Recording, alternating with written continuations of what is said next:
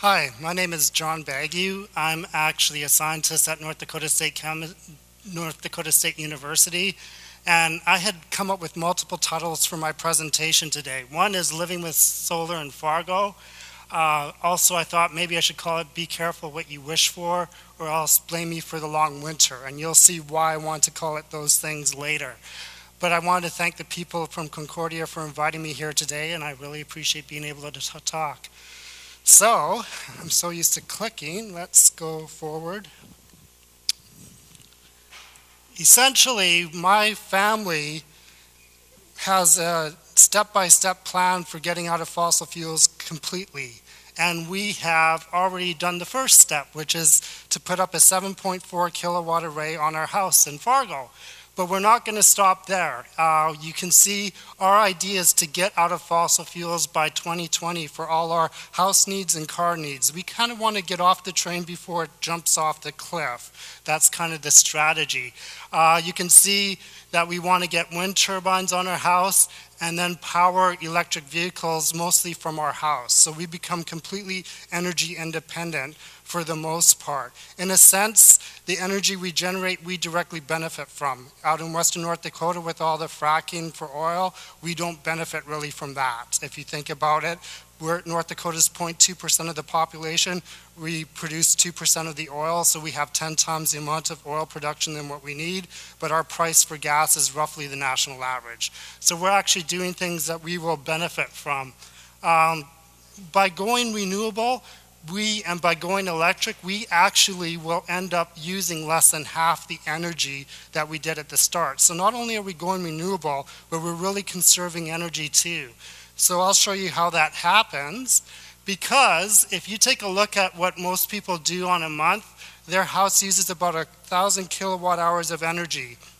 We were able to put about 60 LED lights, and we actually reduced our energy from 930 kilowatt hours a month down to 700. So we're saving 230 kilowatt hours a month with 6 and 7 watt LED lights instead of 60 to 100 watt incandescent lights. But the biggest user, if you take a look at the national average, most cars use 50 gallons of gas a month, so my wife and I car on average would use 100. If you convert that to kilowatt hours, we are wasting and using so much energy with our cars compared to with our house, over 3.5 times more. That's because gas combustion cars are really inefficient. Only 30% of the energy that you put in the gas tank goes towards propulsion. The rest goes out the tailpipe. So you are losing 2,500 kilowatt hours a month by driving 2 cars in a month. If you go electric, you use the same energy to drive for the propulsion to go the same distance, but since electric cars are 90% efficient, that's all the energy that you waste, only 10%, which is 122 kilowatt hours. If you take then the total amount of energy that you save by going with EVs over gas vehicles, EVs essentially use 30% of the energy, you would save 2,440 kilowatt hours a month. And there's a great comparison that Commissioner Williams from the city of Fargo gave me. If I'm a 20-year-old right now and I'm going to be driving for the next 50 years, what I want to think about is getting a 2 kilowatt solar array, which is 8 panels. That fuel cost would be $12,000 for that 50-year time period. With a gas engine car, you will pay at $3.50 a gallon with a 3% increase in gas, $275,000 over that 50-year time frame. So for younger people, if they say electric cars aren't a great deal, look what you will pay for gas, and if you get 8 lousy solar panels, look what you will pay for your electricity. I know which way I'm going. Here's my house. It's a 7.4 kilowatt energy thing with 30 panels in Fargo. What's truly pathetic is we are the largest energy producer in Fargo of solar energy. Somebody please beat us. We do not want to be number one. That is, we beat the city of Fargo, we beat commercial entities, we beat other residential entities. So somebody please get more than 30 panels and do something in Fargo.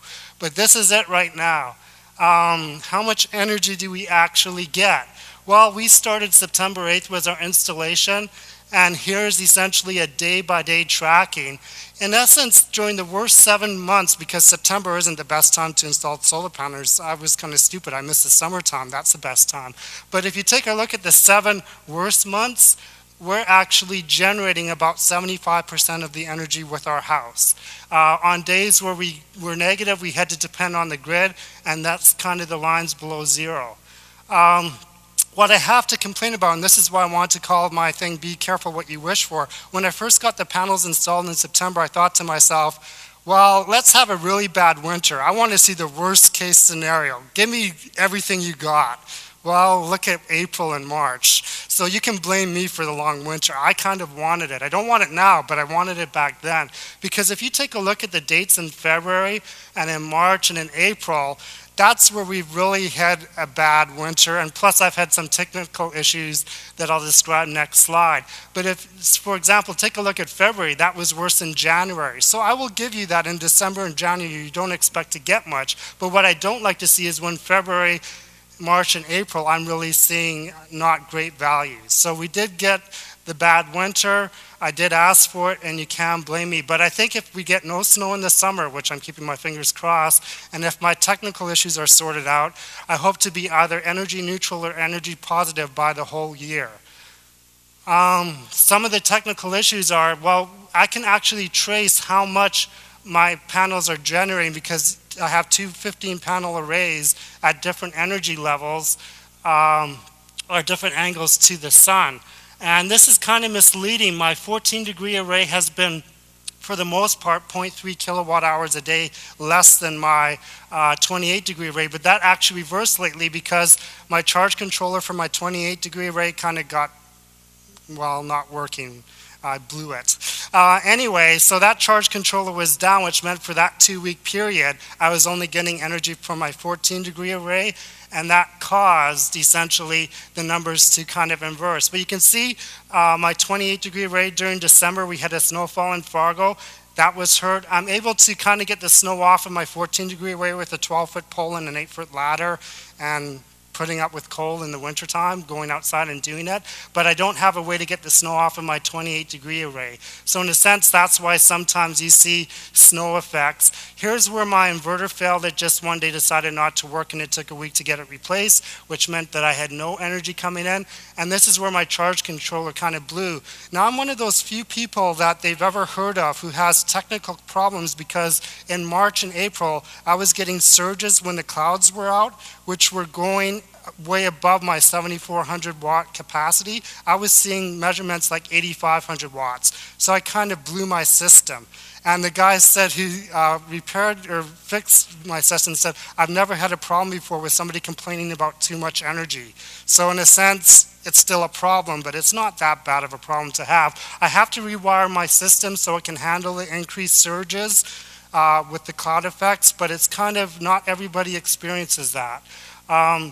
If you ever decide for Fargo that you want to put panels up, 42 degrees is what you shoot for, but you saw with my house, I just wanted to get to a point where it just matched my house thing. Also, if you take a look, I can get up to actually close to my 7.4 kilowatt hours, kilowatt I should say, a day, but I still have a bit of system efficiency in terms of the inversion that's always going to be there too. How much did it cost? That's the question everybody asks. In a sense, I paid about $35,000 for it, and I expect that the payback during 20 years, it will pay for itself, but if electricity goes up, it will pay for itself faster. That isn't exactly why we did it. One of the big cost things was the installation was about 80%, and we also built a fence at the same time where the installation was 50%. So in a sense, installation cost for this kind of stuff is still very high. That contributes. We have a hybrid system where we can go off the grid in cases of emergency, and I have a battery supply backup. I wouldn't recommend doing that though. If I were going to start, I would go for the simple 5 kilowatt grid tie system. And if you lived in Moorhead, I think right now it's still on, you would get an additional rebate of $1,500 per 1,000 watts. Last year it was actually $2,000. So if you get this local rebate, the payback period is reduced from like 20 years down to 4 or 5. So I really think that Moorhead was wonderful to do that, and I hope that they're still doing that. I wish Fargo would have done a $2,000 per 1,000 watt rebate, because my system price would have went down dramatically. Here's an example of what you can do in terms of specifics.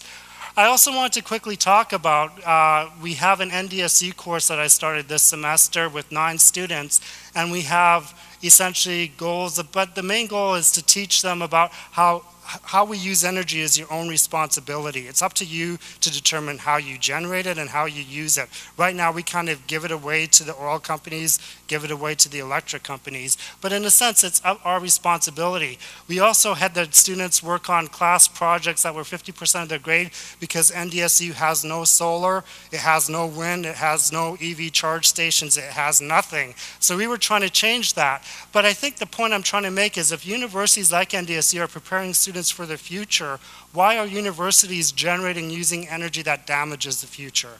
So we really have to think about how we do it. Here's the students, and I'm at the right there, and these are all juniors and seniors. But I wanted to point out in the last minute that climate change is happening now. Here's a picture of the ice cap that they took in September when I was installing my solar panels of last year. It was 50% of what they measured during the previous decades relative to the previous decades before. You could almost sail to the North Pole because the melt is going from west to east. That's incredible. Nobody expected it to be like that this year. When it comes, so that is a fact. The ice is melting.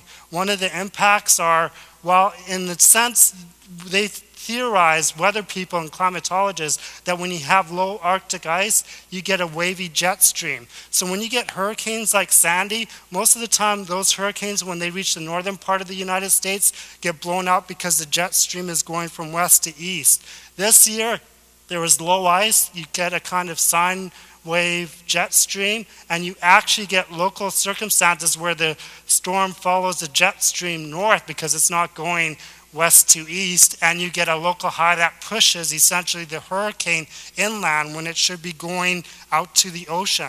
So climate change is happening right now, the damages are happening right now, and this is something that, in a sense, we shouldn't wait for the future, because we're seeing the damage right now, and my wife and I wanted to do something about it where we could, with our own house and with our own 2 cars. So I guess that's it. I got maybe a minute for questions.